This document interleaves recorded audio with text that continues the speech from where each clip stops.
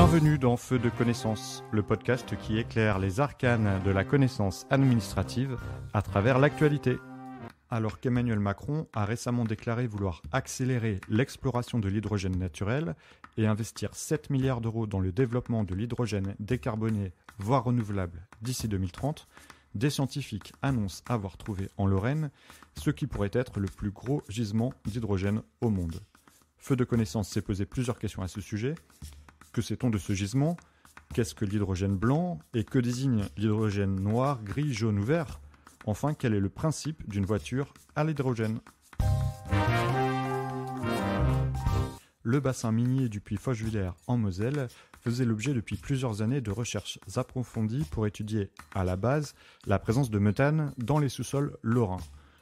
Sur 6 km de profondeur, il pourrait contenir, au final, jusqu'à 46 millions de tonnes d'hydrogène blanc, un gisement qui est donc colossal et qui équivaudrait à plus de la moitié de la production mondiale actuelle.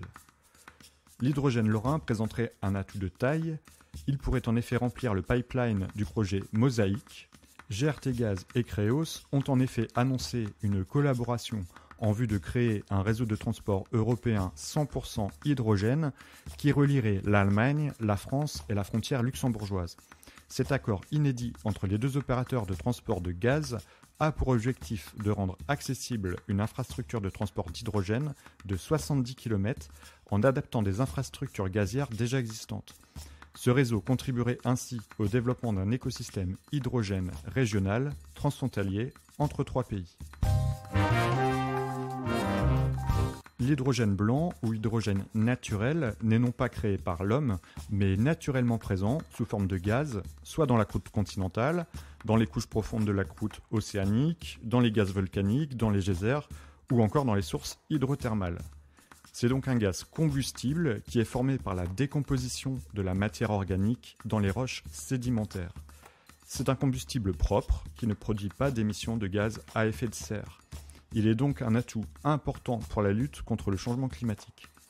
À ce stade, quelques rares gisements sont exploités dans le monde et il faudra sans doute quelques années pour quantifier et organiser une exploitation à plus grande échelle. Il est le plus abondant élément de l'univers, mais il est très rare sur Terre. C'est un combustible très efficace et il peut être utilisé pour produire de l'électricité, de la chaleur et des carburants.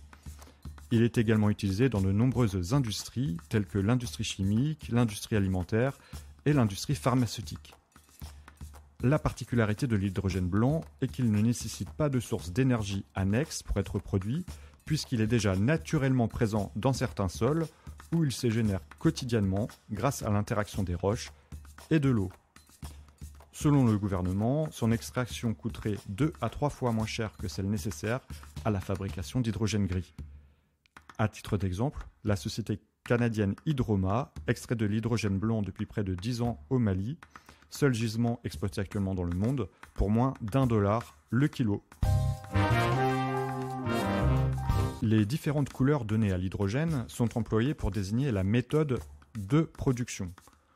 Produit à partir de charbon, il est dit noir ou marron, il est très polluant. S'il est produit à base de gaz naturel, on le qualifie de gris car il est également émetteur de gaz à effet de serre, mais il peut être bleu si le dioxyde de carbone émis lors de sa production est stocké et réutilisé. L'hydrogène peut être aussi produit grâce à l'électrolyse de l'eau.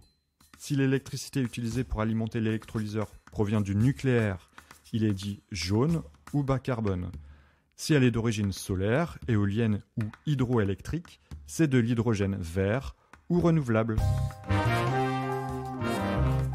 Un exemple d'utilisation, la voiture à hydrogène qui est actionnée par un moteur électrique.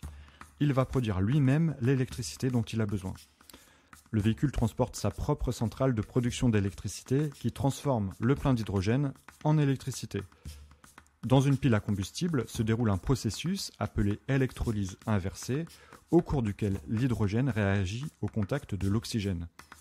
L'hydrogène provient d'un ou plusieurs réservoirs dans le véhicule, tandis que l'oxygène provient lui de l'air ambiant. Cette réaction provoque uniquement de l'énergie électrique, de la chaleur et de l'eau, évacuée sous forme de vapeur par le pot d'échappement, sans aucune émission. La filière de l'hydrogène devrait créer plus de 100 000 emplois d'ici à 2030. Les profils d'ingénieurs sont actuellement les plus recherchés, mais des recrutements de techniciens et d'opérateurs seront rapidement nécessaires pour assurer l'exploitation de la maintenance des installations. Avec France 2030, l'État investit donc massivement dans la structuration de la filière de l'hydrogène décarboné. La France pourrait donc bien devenir un des leaders mondiaux dans ce domaine.